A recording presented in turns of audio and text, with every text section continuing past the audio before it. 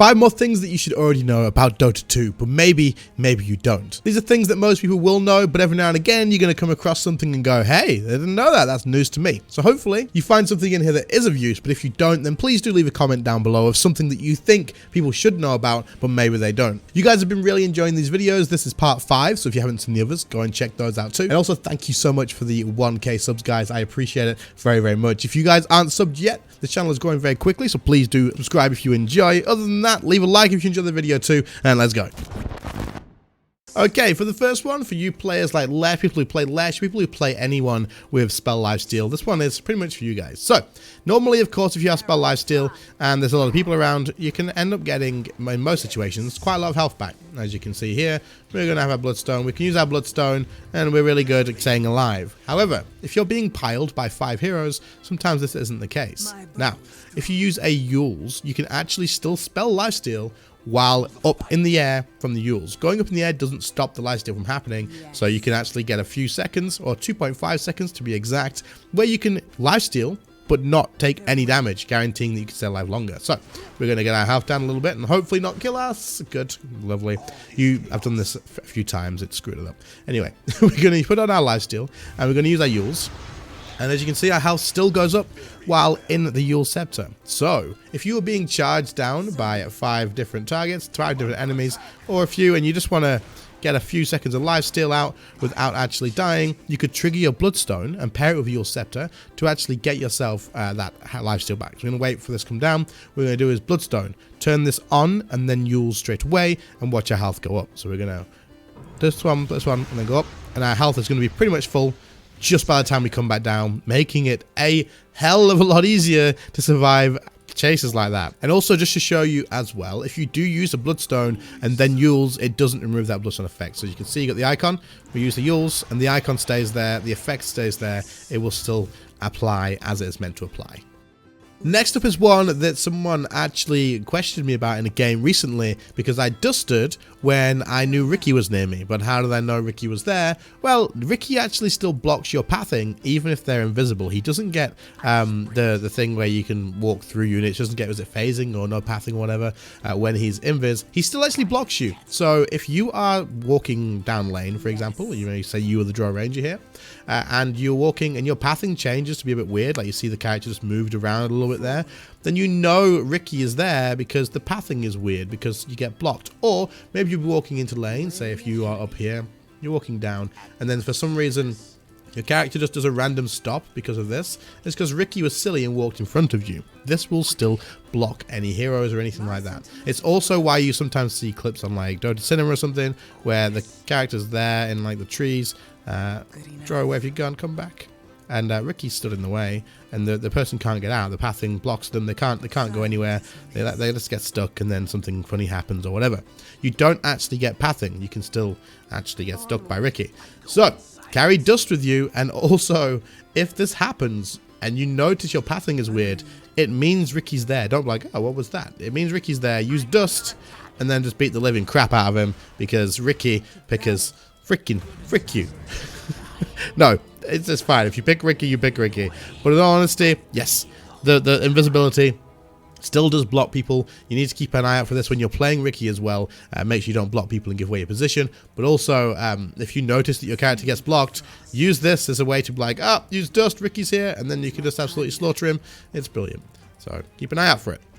Next up is one that I learned while playing Nature's Prophet a hell of a lot, and actually can be quite useful and quite funny in some situations. Now, the Nature's Prophet teleport, the global teleport, which lets you go absolutely anywhere that you want to target, which is absolutely insane. I freaking love this about this hero. But anyway, this teleport animation is actually visible to all enemies when you teleport this. Now, it won't notify them on the map, but they will see the tree that's growing here. They see this. Now, the vision, the way this works in demo mode is when you cast something as an enemy, you are actually seeing from the vision of your main character. So this teleport is my Wind Ranger seeing this, because if I walk into the fog here, you're going to see that Prophet does disappear because he is in the fog and Wind Ranger cannot see him. So I'm going to bring it down here. Now, If I cast this, of course, Wind Ranger can see it. So that is the thing of, did you know that the enemies can see this? Now, this can be useful in many situations because if you are laning, say you're laning in bottom lane, doing whatever you're doing, farming away, and you notice that the enemy is about to gank someone, say your carry, in the safe lane. Now, you may be thinking, you know what, it's 2v1 here, I'm ahead quite a little bit, I've got quite a lot of gold and orchid or whatever, I don't want them to gank this person. You don't have to teleport up and help, but what you can do is teleport where the enemy are running. So say the Wind Ranger here is running along down here. You can actually grab your Nature's Prophet and use your teleport animation just in front of where they are running, so they know you can teleport in. If they see your teleport animation, there's a good chance they're going to rethink their gank and one, know that you can see them because you're obviously doing it where you can see, and two, they're going to go, do we want to gank this person knowing that they can see us, so someone else could be at the tower, or two, the fact that he's actually got an orchid, he could silence us, this gank could go badly. They could turn around, they'd change their mind, they're like, nah, this isn't worth it, we're going to go somewhere else. And obviously, you've just saved your carry's life. This can be incredibly useful and hilarious. Like I say, they're running to gank, you're just like, no. And then they leave, you cancel the teleport, go back to farming, life's good. So take advantage of this. You can use it in some other funny ways as well. When someone's pushing a lane, you can do this to them and just make them like, I know you're pushing, get away from my tower. And as they start pushing your tower, you do this, they change their mind and leave, and your tower's all good and safe to go.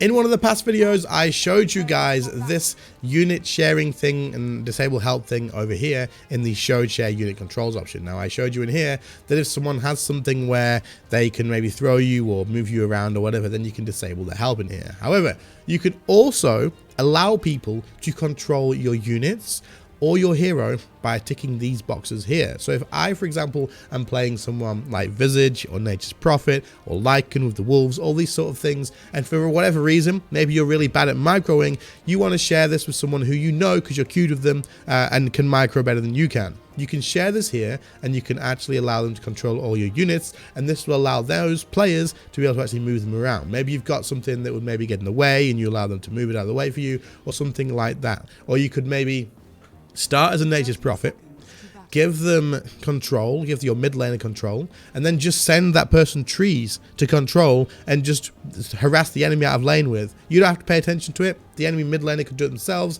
and they can do all that. Or they could use your trees to control runes, all this sort of stuff. You can definitely do that with them. That being said, you can also share your hero as well. And doing this can be quite useful as well. If you need to step away for 2 minutes, maybe you need to go to the toilet, maybe you've got a phone call or something like that, and the enemy just won't let you do that, like they're just not resuming. Before you disconnect and pause the game and hope they wait, give unit control to someone in your team. The reason you do this is because they can still maybe take you to the jungle to kill some things, or maybe they can still take use of your hero while you're AFK, and that way you're not completely out of it and you can just go, you don't have to worry about it, and you don't have to worry about disconnecting or anything like that. So you can take advantage of this too. Next up is one that I'm fairly sure most of you guys, or maybe even all of you guys, will know about, but this is exactly what it is. It's things you should already know, but maybe don't. So we're going to go with this one, and that is the Blink Dagger actually can disjoint things like stuns or spells or any projectiles really that are coming your way. So if you have someone like Sven who has a projectile stun, but also travels a little bit slowly, as you can see, you can actually use a Blink Dagger to be able to dodge this, meaning that in a lot of situations you can turn a fight. Now the same goes for Windrunner's stun as well, so we show you both of them. We get Sven a good little Blink Dagger here as well.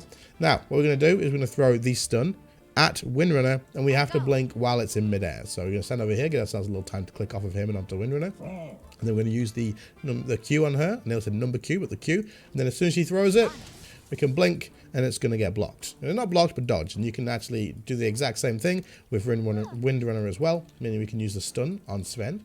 And then we can do the same to dodge it. Now, of course, some things are faster than others. As you can see, Wind Ranger's Shackle does travel a little bit quicker than Sven's thing. But of course, as long as you can react quick enough, then you're absolutely good to go. So this is a very useful thing to actually know about, because in a lot of fights, sometimes it's going to be one of those things that you're going to want to wait. You're waiting for the Sven to fight, you know he's going to stun, and then as soon as he does, that's when you use your blink. You don't use your blink until then, otherwise you can end up getting yourself killed, because you don't want to get stunned by a Sven when he can then ult and just beat the living crap out of you. This usually doesn't end well. If you can dodge his stun and get away, then you're in a lot of a better situation to be able to maybe turn the fight around. Anyway, that's going to bring us to the end of this video. If you did enjoy it, please do leave a like on the video. And also, if you can think of any other ones that might be useful to share, please do let me know in the comments down below as well. But otherwise, do subscribe to the channel if you are new, and I will catch you all when I am done shackling this lich for this Chaos Knight to beat the living crap out of in the next one. There we go. See you later, guys. Bye.